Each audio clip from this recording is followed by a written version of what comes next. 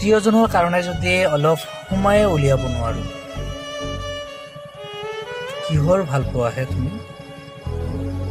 প্ৰিয়জনৰ কাৰণে যদি তোমাৰ চকুত, প্ৰিয়জনৰ কষ্টত তোমাৰ চকুত যদি এটোপাল পানী নাহে, কিহৰ ভাল পোৱাহে তুমি?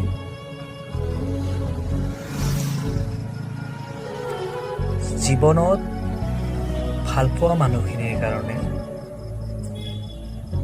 সঁচা কথা ক'বলৈ গ'লে, ভাল পোৱা জীয়াই ৰাখিবলৈ হ'লে বহু সময়ত এনেকুৱা হয় যে নিজৰ গুৰুত্বপূৰ্ণ কামখিনি বাদ দি বহুত ইম্পৰ্টেণ্ট কাম থাকে, তাৰে মাজতে সময় উলিয়াই সেই ভালপোৱাজনকহে ফোন কৰা হয়, ভালপোৱাজনৰ খবৰ লোৱা হয়। একমাত্ৰ